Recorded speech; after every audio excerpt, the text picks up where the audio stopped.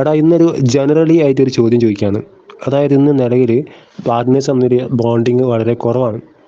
ആ ബോണ്ടിങ് കുറയുന്ന കാരണം പരസ്പരം അണ്ടർസ്റ്റാൻഡിങ്ങും ആ ഒരു സ്നേഹം പരസ്പരം അങ്ങോട്ടും ഇങ്ങോട്ടും കൊടുക്കാത്തതുകൊണ്ടാണ്. അപ്പോൾ ഞാൻ ചോദിക്കുകയാണ്, ഒരു ഭാര്യ എന്നുള്ള ഒരു ഭാര്യ എന്താണ് ഭർത്താവിൽ നിന്ന് ആഗ്രഹിക്കുന്ന കാര്യങ്ങൾ എന്ന് വെച്ചാൽ, അവർക്ക് അവിടുത്തെ ഭർത്താവ് എല്ലാ കാര്യവും 100% കല്യാണം കഴിക്കുന്ന ആ ഒരു 5 വർഷത്തോളം നമുക്ക് എത്രത്തോളം ആണുങ്ങൾക്കായി തൻ്റെ പാർട്ട്ണർ ഭാര്യയ്ക്ക് എത്രത്തോളം എങ്ങനെയാണ് സ്നേഹം എക്സ്പ്രസ് ചെയ്യേണ്ടത്, അല്ലെങ്കിൽ ഒരുപാട് കാര്യം അറിയാത്തതുണ്ടാവും.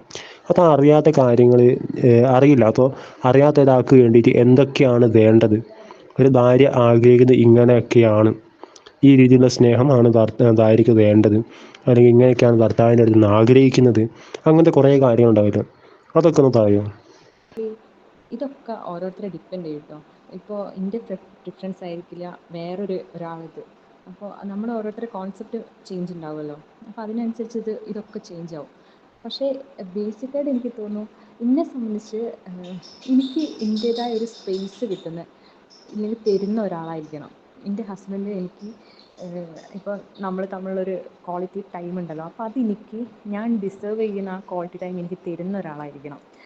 ഇപ്പോഴത്തെ ഈ ഒരു ടൈമിൽ വെച്ചാൽ ഫുൾ ഫോൺ അഡിക്റ്റ് അല്ലേ. അപ്പം ഈ സ്ക്രീൻ ടൈമിൽ കൊടുക്കണ ഈ ഒരു ടൈമെങ്കിലും എനിക്ക് തരാൻ പറ്റുന്ന ഒരാളായിരിക്കും എൻ്റെ ഹസ്ബൻഡ്. ഇപ്പോൾ നമ്മളേതായിട്ടുള്ള കുറേ നിമിഷങ്ങളിൽ ആ ഒരു 100% എൻ്റെ കൂടെ ഉണ്ടാവണം. സൈഡിലൊരു ഫോൺ വെച്ചിട്ട് ഇപ്പോൾ നമ്മൾ ഫുഡ് കഴിക്കുമ്പോൾ എൻ്റെ മുഖത്ത് നോക്കി സംസാരിക്കുന്ന ഒരാളായിരിക്കണം എൻ്റെ ഹസ്ബൻഡ്. ആ ടൈമിൽ എന്നോട് സംസാരിക്കുന്നുണ്ടെങ്കിലും ഫുൾ കോൺസെൻട്രേഷൻ മൊത്തം ഫോണിലാണെങ്കിൽ ഞാൻ അവിടെ ഉണ്ട്, ഒരു എക്സിസ്റ്റ് ചെയ്യുന്നുണ്ട് എന്ന് പോലും ആൾക്ക് ഓർമ്മയില്ലെങ്കിൽ, അങ്ങനത്തെ ഒരു അത് മാരേജ് ലൈഫ് എന്നല്ല, ഏത് റിലേഷൻഷിപ്പ് ആയാലും അങ്ങനത്തെ ഒരു ബന്ധം ഹെൽത്തി ആണെന്ന് എനിക്ക് തോന്നില്ല. അപ്പോൾ എനിക്ക് എൻ്റേതായ ഒരു ക്വാളിറ്റി ടൈം തരണം ഫസ്റ്റ് ഓഫ് ഓൾ. അതായിരിക്കണം ഞാൻ ഏറ്റവും കൂടുതൽ കൊടുക്കുന്ന മെയിൻ പ്രിഫറൻസ് എൻ്റേതായിട്ടായിരിക്കുക. ഇതിപ്പോൾ പറഞ്ഞത് ഓക്കെയാണ്, പക്ഷേ ഇത് എല്ലാ സമയത്തും ഇപ്പോൾ ഇതുപോലെ അങ്ങനെ നിൽക്കാൻ പറ്റും എന്നുള്ളതാണോ? അതായത് ഇപ്പോൾ സംസാരിക്കുന്ന സമയത്ത് ഇപ്പോൾ ഭാര്യയാണ്, പാർട്ട്ണറാണ് മുന്നിൽ നിൽക്കുന്നത്, ഓക്കെ. അപ്പോൾ എല്ലാ സമയത്തും ഒരുപോലെ നമുക്ക് അങ്ങനെ നിൽക്കാൻ പറ്റുമോ? ഒരു ചോദ്യമാണ്. കാരണം ആണുങ്ങളെ സംബന്ധിച്ചിടത്തോളം അവർ പുറത്ത് പോയി രണ്ടുപേരും ജോലി ചെയ്യുന്ന ആൾക്കാരാണെങ്കിൽ തന്നെയും ആണുങ്ങളെന്ന് പറഞ്ഞു കഴിഞ്ഞാൽ ഫിസിക്കലി കുറച്ച് കൂടുതൽ ഇൻവോൾവ് ആയിട്ട് ചെയ്യുന്ന ജോലികളായിരിക്കും അധികം ഉണ്ടാകുക. ഇപ്പോൾ വീടിൻ്റെ പണി, അങ്ങനത്തെ ഒരുപാട് നോർമൽ പണികളൊക്കെ ഉണ്ടാകുമല്ലോ. അങ്ങനെ ചെയ്യുന്ന ആൾക്കാരൊക്കെ ഇപ്പോൾ നിങ്ങളുടെ വീട്ടിൽ കയറി വരുന്ന സമയത്ത് ഒരു പക്ഷേ ഭാര്യമാർ ഒരുപാട് പരാതികളും അല്ലെങ്കിൽ വീട്ടിലെ പ്രശ്നങ്ങൾ ഇതൊക്കെ പറയുന്നുണ്ടാവും. അതൊക്കെ കൂടെ കേട്ടിട്ട് ആണുങ്ങളെ സംബന്ധിച്ചിടത്തോളം അത് ഭയങ്കര ഇറിറ്റേഷൻ ആയിട്ടേക്കും വരിക. അപ്പോൾ കുറച്ച് സമാധാനത്തോട് കൂടി ചിലപ്പോൾ മൊബൈൽ നോക്കിയിട്ടോ, ആണുങ്ങളെ സംബന്ധിച്ചോളം ഒറ്റയ്ക്ക് ഇരിക്കാനാണ് കൂടുതലായിട്ട്, അല്ലെങ്കിൽ ആരും സംസാരിക്കാതിരിക്കാനാണ് കൂടുതലായിട്ട് ഇഷ്ടം. അപ്പം അങ്ങനെ വരുന്ന സമയത്ത് എപ്പോഴും പോസിബിൾ ആകും ഇങ്ങനെ സംസാരിക്കാൻ? എന്താണ് അങ്ങനത്തെ ഒരു രീതി പോസിബിൾ ആണോ? ആണുങ്ങളെ സംബന്ധിച്ചാൽ അത് ബുദ്ധിമുട്ടാണ്. അപ്പം അതെങ്ങനെ അതിനെ കാണുന്നത്, ആ ഒരു സിറ്റുവേഷനെ? എടാ, ഈ വർക്ക് പ്രഷർ കാരണം സംസാരിക്കാൻ നേരില്ല എന്നൊക്കെ പറയണത് അതൊക്കെ ഒരു എക്സ്ക്യൂസ് മാത്രമാണ്. അതൊന്നും ഒരു ജെന്യുവനായിട്ടുള്ള ഒരു റീസൺ ഒന്നുമല്ല. ഇപ്പോഴത്തെ കാലത്ത് ഹസ്ബൻഡ് മാത്രമല്ലല്ലോ, വൈഫും ജോലിക്ക് പോകുന്നുണ്ട്. എന്നാലും ജോലി കഴിഞ്ഞ് വന്ന് പിന്നെയും വീട്ടിലെ ജോലി എടുക്കുന്ന ഒരാളാണ് മിക്കവാറും സ്ത്രീകളും. മറ്റേ വർക്കിംഗ് വുമൺ എന്നൊക്കെ പറഞ്ഞാൽ അവർക്ക് പുറത്ത് ജോലിയും ചെയ്യും, അവരുള്ളിൽ വീട്ടിൽ വന്ന് അവർക്ക് റെസ്റ്റ് എടുക്കാൻ നേരം കിട്ടുന്നില്ല. അന്നിപ്പോൾ അങ്ങനത്തെ സിറ്റുവേഷൻ ഉണ്ട്. എന്നിട്ട് അവർ ജോലിക്ക് പോകുന്നുണ്ടെന്നും പറഞ്ഞിട്ട് വീട്ടിൽ അവരുടേതായ ആ ഒരു റെസ്പോൺസിബിലിറ്റി ഒക്കെ ചെയ്യുന്നവരില്ലേ. അപ്പം അതൊന്നും ഒരു എക്സ്ക്യൂസ് ഒന്നുമല്ല അത്. അതൊക്കെ നമ്മൾ കൊടുക്കുന്ന ഒരു പ്രയോറിറ്റീസിനെ ഡിപ്പെൻഡ് ചെയ്തിരിക്കും. സംഭവം ശരിയായി. ഇപ്പോൾ ജോലിക്കൊക്കെ പുറത്ത് കുറേ ഫിസിക്കലി കുറച്ച് കഷ്ടപ്പാടുള്ള ജോലിയൊക്കെ ചെയ്യുന്ന ആൾക്കാരുണ്ട്. മീൻസ് ഇച്ചിരി കൂടെ ഒന്ന് ആക്റ്റീവായിട്ട് ചെയ്യേണ്ട ആൾക്കാരുണ്ടാവും. അപ്പോൾ അവർക്ക് വീട്ടിൽ വന്ന് റെസ്റ്റ് എടുക്കുന്ന സമയത്ത് വൈഫിൻ്റെ ഒന്ന് കുറച്ചൊന്ന് പരിഗണന കൊടുക്കണം. അല്ലെങ്കിൽ അവിടെ ഒരു ഫാമിലി ഇല്ലല്ലോ. ഇപ്പോൾ അങ്ങനത്തെ അത്രയും പ്രഷറുമായിട്ട് നടക്കുന്ന ഒരാളാണെങ്കിൽ അവർക്ക് ഈ ചുറ്റുപാടുള്ള വേറെ നമ്മളെ ചുറ്റുള്ള ഒന്നിനെ ശ്രദ്ധിക്കാൻ നേരമില്ലെങ്കിൽ പിന്നെ അവർക്ക് ഫാമിലി എന്ന് പറഞ്ഞ ഈ ഒരു സംഭവത്തിൽ ഇതില്ലാണ്ട് പോവില്ലേ. എല്ലാ ഹസ്ബൻഡും വൈഫും അങ്ങനെ തന്നെയാണ്. അവർക്ക് പുറത്ത് ജോലീൻ്റെ പ്രഷറും ഉണ്ടാവും, ഉള്ളിൽ വീട്ടിൽ വന്നാൽ പക്ഷേ നമുക്ക് ഫാമിലിൻ്റെ കൂടെ ഇരിക്കുമ്പോഴാണ് ആ പ്രഷർ കുറയുന്നത്. പിന്നെ ഈ പരാതിയും പരിഭവവും മാത്രമാണോ ഒരു ഭാര്യയ്ക്ക് പറയാനുണ്ടാവുക? നമുക്ക് വേറെയും കുറേ സംഭവങ്ങൾ ചർച്ച ചെയ്യാനുണ്ടാവും. ഇപ്പം നമ്മുടെ മക്കളെ പറ്റി പറയാനുണ്ടാവും. അറ്റ്ലീസ്റ്റ് അവർക്ക് അവരുടേതായ കുറേ കാര്യങ്ങൾ പറയാനുണ്ടാവും. ഇപ്പോൾ ഒരു ജോലിക്ക് പോകുന്ന ഒരു ഭാര്യയാണെങ്കിൽ അവർക്ക് ജോലിനെ പറ്റി കുറേ ഡിസ്കസ് ചെയ്യാനുണ്ടാവും. ജോലി ചെയ്യുന്ന അവിടുത്തെ അന്നത്തെ ആ എക്സ്പീരിയൻസ് ഒക്കെ പറയാനുണ്ടാവും. ഇതൊക്കെ കേൾക്കാനും കൂടെ തയ്യാറാവുന്ന ഒരാളാവണ്ടേ നമുക്കൊരു പാർട്ട്ണർ എന്ന് പറഞ്ഞാൽ. ഈ പറഞ്ഞ കാര്യങ്ങളൊക്കെ അംഗീകരിക്കുന്നു. ശരിയാണ്, ഇങ്ങനെ ക്വാളിറ്റി ടൈം തന്നെ കൊടുത്തു കഴിഞ്ഞാൽ പല കാര്യവും പറയാവുന്നതൊക്കെ കേൾക്കാൻ നിൽക്കുക എന്നുള്ളത് ഓക്കെ. പക്ഷേ കേൾക്കാൻ നിൽക്കാത്തതിൻ്റെ പിറകിൽ വേറൊരു കാര്യമുണ്ട്.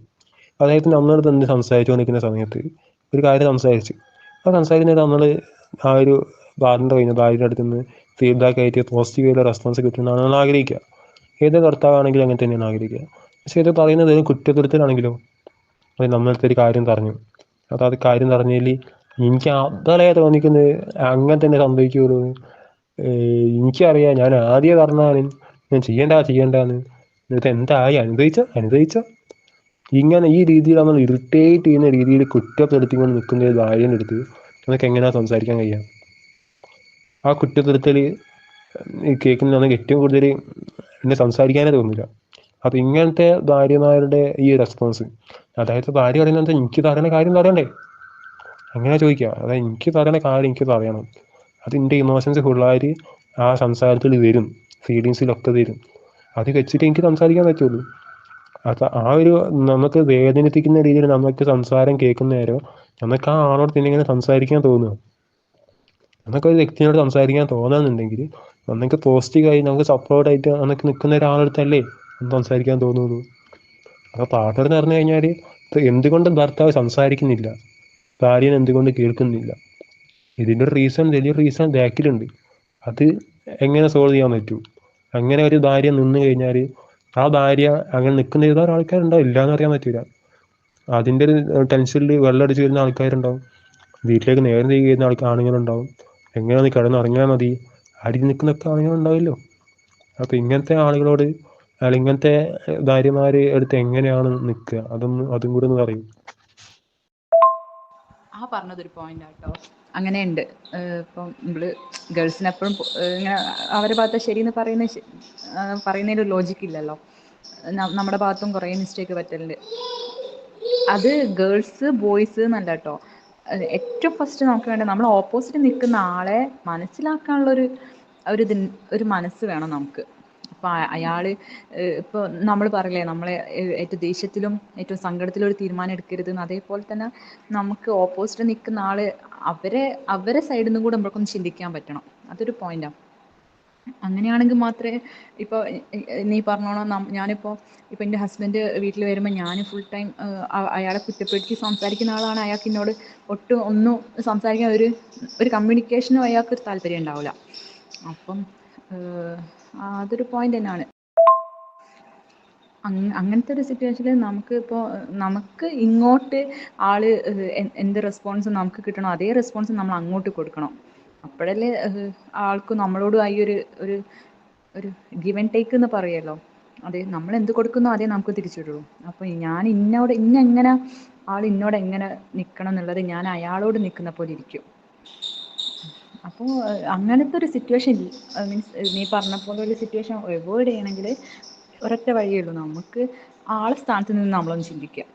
ഇപ്പോൾ എൻ്റെ ഹസ്ബൻഡ് ജോലി കഴിഞ്ഞ് വരുമ്പോൾ എനിക്ക് ഒരുപാട് കാര്യം പറയാനുണ്ട്. അപ്പോൾ ഞാൻ ഇതിങ്ങനെ പറയുന്നതിനിടയിൽ ആൾ ഭയങ്കര മൂഡ് ഓഫാണ്. അയാൾക്കതിനൊന്ന് ഇതിലല്ല മൂപ്പര് ശ്രദ്ധിക്കുന്നത് വെച്ചാൽ അറ്റ്ലീസ്റ്റ് ഞാനൊന്ന് അവിടെ സ്റ്റോപ്പ് ചെയ്തിട്ട് ഞാൻ മൂപ്പർക്ക് പറയാനുള്ള എന്തെങ്കിലും ഉണ്ടെങ്കിൽ കേൾക്കുക.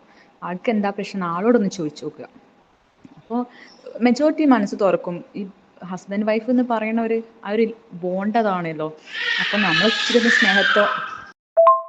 നമ്മൾ കുറച്ചൊന്ന് സ്നേഹത്തോടെ നിന്നാൽ എന്തായാലും ആൾ നമ്മളടുത്ത് ഓപ്പൺ ആവും.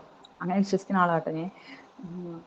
ഇപ്പം ആൾക്ക് പറയാൻ ഇപ്പോൾ എപ്പോഴും നമ്മളെ കേൾക്കാൻ മാത്രമല്ല നമ്മളും കേൾക്കാൻ ബാധ്യസ്ഥനാണ് എന്നൊന്ന് ഓർക്കുക.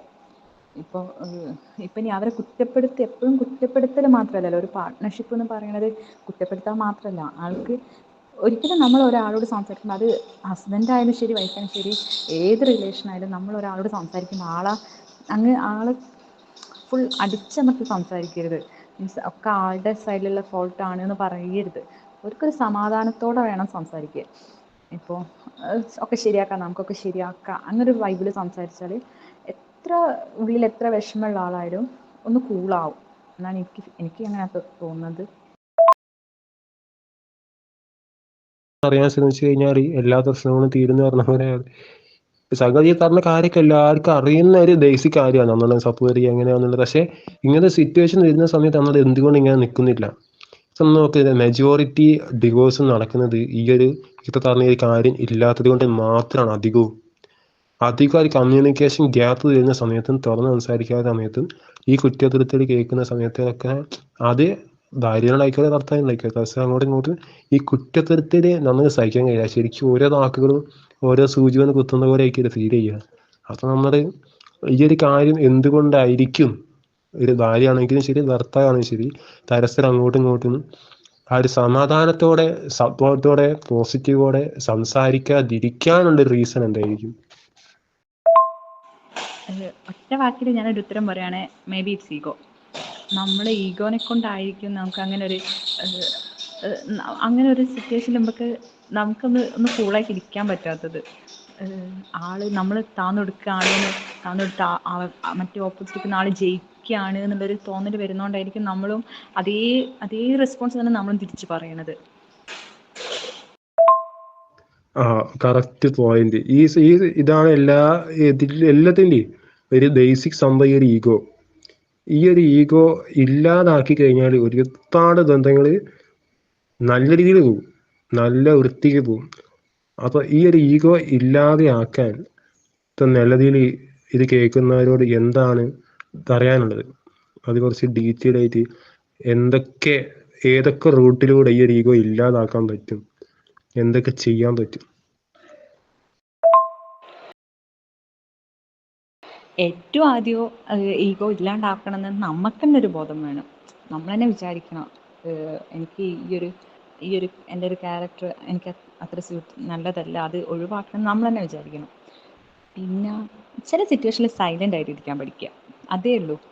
ഇപ്പോൾ എല്ലാത്തിനും നമ്മൾ റിപ്ലൈ കൊടുക്കാൻ നിൽക്കുമ്പോഴാണ് പ്രശ്നങ്ങൾ കൂടുന്നത്. ചില സിറ്റുവേഷനിൽ മിണ്ടാണ്ടിരിക്കുക, ആ ഒരു സൈലൻ്റ് ആയിരിക്കുക. അപ്പോൾ ഓപ്പോസിറ്റ് നിൽക്കുന്ന ആൾക്കും ഒന്നും ഒന്നും കിട്ടില്ല. ഇപ്പം നമ്മളെന്നെ തിരിച്ച് പറയുമ്പോൾ അയാൾക്ക് പിന്നെ എന്തെങ്കിലും പറയാനൊരു ചാൻസ് കിട്ടണേ. അപ്പം ചില സിറ്റുവേഷൻ മിണ്ടാണ്ടിരിക്കുക. അവർക്ക് എന്തെങ്കിലും പ്രഷർ ഉള്ളതുകൊണ്ടായിരിക്കും അവരിങ്ങനെ പറയണത്.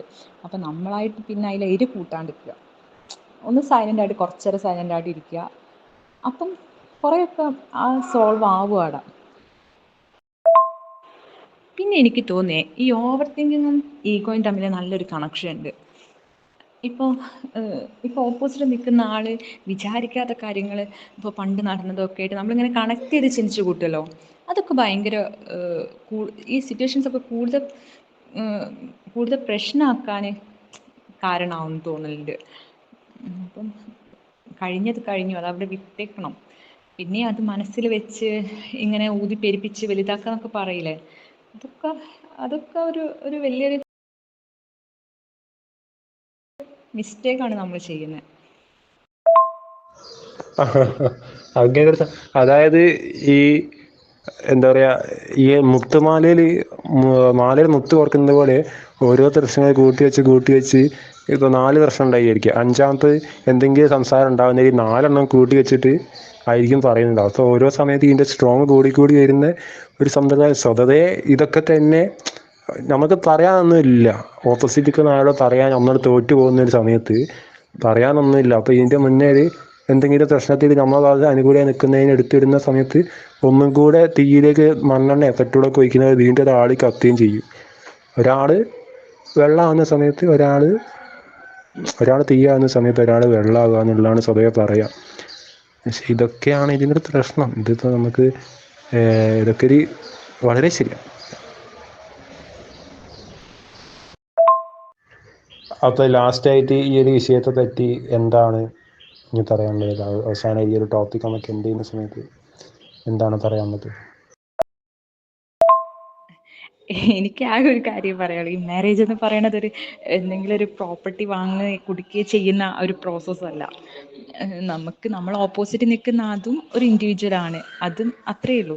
അപ്പോൾ അതും കൂടെ ഒന്ന് കൺസിഡർ ചെയ്തിട്ട് മാത്രം ആൾക്കും നമ്മളെ പോലെ തന്നെയുള്ള ഫ്രീഡവും ആൾക്കും ആളുടേതായ തോട്ട്സും ഒക്കെ ഉണ്ട് എന്നൊന്ന് മനസ്സിലാക്കുക. അങ്ങനെ നോക്കി സിമ്പിളായിട്ട് കണ്ടാൽ മതി. കാര്യങ്ങൾ സിമ്പിളായിട്ട് കാണുക. എല്ലാം കോംപ്ലിക്കേറ്റഡ് ആയിട്ട് നോക്കി കാണുമ്പോഴാണ് പ്രശ്നങ്ങൾ ഉണ്ടാവുന്നത്. അപ്പം പിന്നെ നമ്മളെ കൂടെ നിൽക്കുന്ന ആൾക്ക് നമ്മൾ കുറച്ചൊരു വാല്യൂ കൊടുക്കുക. അത്രയേ ഉള്ളൂ. അത്രയും സിമ്പിളായിട്ട് കണ്ടാൽ മതി. സിമ്പിളായിട്ട് കാണുമ്പോൾ ലൈഫ് സിമ്പിളായിക്കോളും.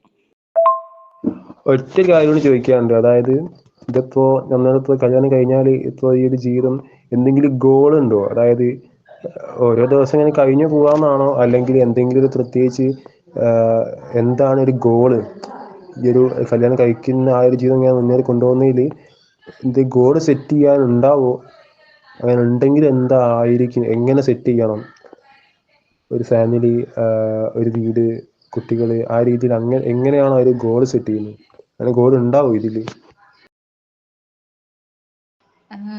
ഈ ചോദിച്ച പിന്നെ മനസ്സിൽ തോന്നിയൊരു കാര്യമാണ്, നമ്മൾ മാരേജ് ലൈഫ് എന്ന് പറയുന്നത് നമ്മുടെ ലൈഫിലെ ഒരു വലിയൊരു പാർട്ടാണ് അല്ലേ. നമ്മൾ മാരേജ് വരെ നമ്മൾ ഒരു കുട്ടിക്കാലം മുതൽ ആ മാരേജ് വരെ എന്ന് പറയുന്നത് ഒരു ഗേൾസിനെ സംബന്ധിച്ചാണെങ്കിൽ 10-25 വയസ്സ്. അതിന് ശേഷമായിരിക്കും നമ്മുടെ മെൻ്റലി ഫിസിക്കലി ഒക്കെ നമ്മൾ കുറച്ചും കൂടെ സ്ട്രോങ് ആയിട്ട് നിൽക്കണ ഒരു ടൈമില്ലേ. അപ്പോൾ അതിന് ശേഷം വരുന്ന നമ്മളെ ലൈഫിൽ വലിയൊരു പാർട്ടാണ് ഈ ഹസ്ബൻഡോ അല്ലെ വൈഫോ എന്ന് പറയുന്ന ആ ഒരു പൊസിഷൻ നിൽക്കുന്ന ആൾ. അപ്പോൾ എനിക്ക് തോന്നുന്നു നമ്മുടെ പാർട്ട്ണർ നമ്മളെ ഡ്രീംസും നമ്മളെ പാഷനും ഒക്കെ കുറച്ചും കൂടെ ന്യൂറിഷ് ചെയ്യാൻ പറ്റിയ അങ്ങനത്തെ ഒരാളായിരിക്കണം. കുറച്ചും കൂടെ നമ്മളെ കൊണ്ട് പുതുതായി എന്തെങ്കിലും നമ്മളെ ചെയ്യാൻ ഡെയിലി ഇങ്ങനെ ഒരു ഇൻസ്പയർ ചെയ്യണ ഒരാളാണെങ്കിൽ ലൈഫ് അടിപൊളിയായിരിക്കില്ലേ. ഇപ്പോൾ ഒരു ഒതുങ്ങിക്കൂടാണ്ട് നമ്മളെ കൊണ്ട് എന്തെങ്കിലും പറ്റും, നമ്മളെ കൊണ്ട് എന്തെങ്കിലും ചെയ്യണം, അങ്ങനെ നമ്മളിങ്ങനെ ഇൻസ്പയർ ചെയ്യുന്ന ഒരാളായിരുന്നെങ്കിൽ ആലോചിച്ച് നോക്ക്, എന്തൊരു ബ്യൂട്ടിഫുൾ ആയിരിക്കും ലൈഫ്. അപ്പോൾ എൻ്റെ ഒരു കോൺസെപ്റ്റിൽ അങ്ങനത്തെ ഒരാളായിരിക്കണം ലൈഫ് പാർട്ട്ണർ. നമ്മളെ കുറച്ചും കൂടെ നൂറിഷ് ചെയ്യാൻ പറ്റിയ അങ്ങനത്തെ നമ്മുടെ ഉള്ളിലുള്ള കഴിവുകളായാലും ഇപ്പം ചിലവരൊക്കെ ഉണ്ടാകും, നമുക്ക് ഡാൻസ് ചെയ്യാനോ പാട്ട് പാടാനൊക്കെ കഴിവുള്ളവരായിരിക്കും, പക്ഷെ പുറത്തേക്ക് അങ്ങോട്ട് വന്നിട്ടുണ്ടാവില്ല. അപ്പം നമ്മുടെ ഉള്ളിലുള്ള ആ ഒരു ഒതുങ്ങിക്കിടക്കണ ഈ ഒരു കഴിവുകളൊക്കെ പുറത്തെടുക്കാൻ വേണ്ടി മെനക്കിടുകയും കൂടെ വേണം. അതായിരിക്കണം ഒരു മാരേജ് ലൈഫ് കൊണ്ട് നമ്മൾ അതും കൂടെ ഒരു ഫാമിലി ബിൽഡിംഗ് അല്ലാണ്ട് ഒരു ഇൻഡിവിജ്വൽ ഡെവലപ്മെൻറ്റും കൂടെ അതിനും കൂടെ ഉള്ളതായിരിക്കണം ഒരു മാരേജ് ലൈഫ്. ഓക്കേ.